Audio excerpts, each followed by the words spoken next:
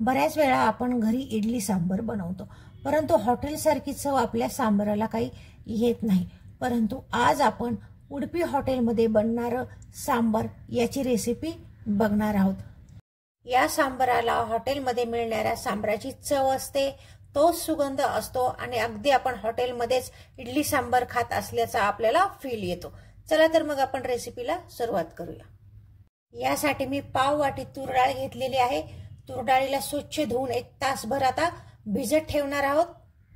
तुम्ही पाहू शकता इथे तूर डाळ मी 1 तासभर भिजत ठेवलेली होती. ती आता भिजून वाटीभर झालेली आहे. गॅसवरती कढईमध्ये 1 चमचा तेल गरम करण्यासाठी ठेवलेला आहे. तेल गरम झालं की 1 चमचा यामध्ये जिरे घातलेले आहेत व 1 छोटा चमचा यामध्ये हरभऱ्याची डाळ व तांदूळ घातलेले आहेत. डाळ व तांदळामुळे सांबराला घट्टपणा येतो व एक प्रकारची चकाकी येते. 1 चमचा यामध्ये धने घातलेले आहेत. 5-6 मेथीचे दाणे घातलेले आहेत. यामुळे सांबर आपलं खमंग असं होतं. आता हे छान परतून घ्यायचंय. आता हे परतून झालेलं आहे. यामध्ये आपण 4-5 लसणाच्या पाकळ्या व अर्धा इंच आल्याचे तुकडे घातलेले आहेत. ते पण थोडेसे आपण परतून घेणार आहोत. यामध्ये आता मीडियम साईजचा कांदा उभा चिरून घातलेला आहे. कांदा पण थोडासा आपण परतून घेणार आहोत. यामध्ये आता आपण सुकं खोबरं घालणार आहोत. 2 चमचे इथे मी सुकं खोबरं घेतलेलं आहे. तुम्ही ओलं खोबरं सुद्धा घेऊ शकता. आता हे व्यवस्थित परतून घेतलेलं आहे. यावरती आता 4 ते 5 लाल मिरच्या घालून घेतलेल्या आहेत. तिखट मिरची आहे ही. 7-8 कढीपत्त्याची पाने घातलेली आहेत. आता हे सर्व व्यवस्थित परतून घ्यायचंय. आता यावरती आपण पूड मसाले घालून घेणार आहोत. पाव चमचा हिंग घातलेला आहे. पाव चमचा हळद घातलेली आहे व 1.5 चमचा इथे काश्मीरी मिरची पावडर घेतलेली आहे. त्यामुळे आपल्या सांबराला छान असा कलर येतो. आता हे मसाले व्यवस्थित खमंग असे परतून घ्यायचेत. जितका मसाला तुम्ही खमंग परताल तितकी आपल्या सांबराला खमंग अशी टेस्ट येते. तुम्ही पाहू शकता मसाले आपले इथं खमंग असे परतून झालेले आहेत. आता गॅस बंद करायचा व मसाले हे सर्व थंड होऊ द्यायचे. आता हे मसाले सर्व थंड झालेले आहेत. याला एका मिक्सरच्या भांड्यात काढून घेतलेलं आहे. पाणी घालून याला आता बारीक पेस्ट याची करून घ्यायची.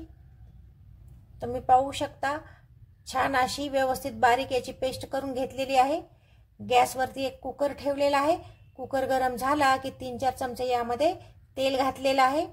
तेल गरम झालं की 1 मीडियम साईजचा बारीक चिरलेला कांदा यामध्ये घातलेला आहे. तो व्यवस्थित परतून घ्यायचा. आता यावरती 1 वाटीभर भोपळ्याचे बारीक तुकडे केलेले आहेत ते घातलेले आहेत. तुम्ही हव्या त्या भाज्या यामध्ये घालू शकता. हे व्यवस्थित परतून घेऊ. 1 मीडियम साईजचा टोमॅटो बारीक चिरून घेतलेला आहे.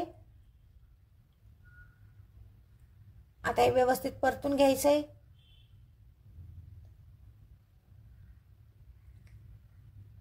तुम्हाला ज्या भाज्या हव्या त्या भाज्या तुम्ही यामध्ये घालू शकता. आता आपण बारीक पेस्ट करून घेतलेली आहे ती घालून घेतलेली आहे. आता याला 2 मिनिटं छान परतून घ्यायचंय. आता यामध्ये आपण भिजवून ठेवलेली डाळ घालून घ्यायची.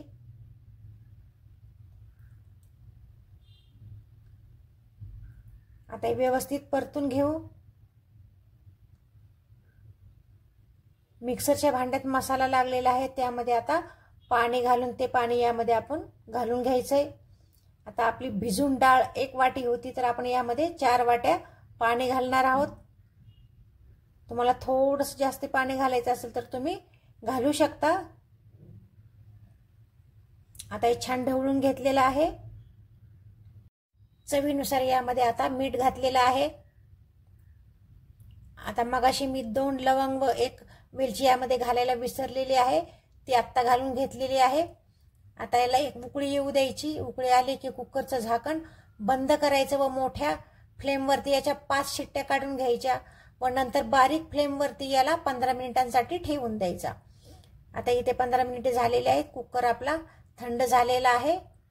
तुम्ही पाहू शकता आपल्या सांबराला रंग किती छान आलेला आहे. आता हे ढवळून घेऊ. आता यामध्ये एक सिक्रेट जिन्नस राहिले घालायचं. ते म्हणजे चिंच. 2 चमचे चिंचेचा कोळ यामध्ये घालून घ्यायचा. व चवीनुसार यामध्ये थोडासा गूळ घालायचा। चिंच व गुळानुसार सांबार अपूर्णच असतं। आता गॅसवरती एक तडका पॅन ठेवलेला आहे। एक पळी त्यामध्ये तेल घातलेलं आहे। 1 चमचा मोहरी घातलेली आहे। पाव चमचा हिंग घातलेला आहे। 3 यामध्ये लाल मिरची घातलेली आहे। 5-6 कढीपत्त्याची पाने घातलेली आहेत। आता ही खमंग फोडणी आपण सांबरावरती ओतणार आहोत।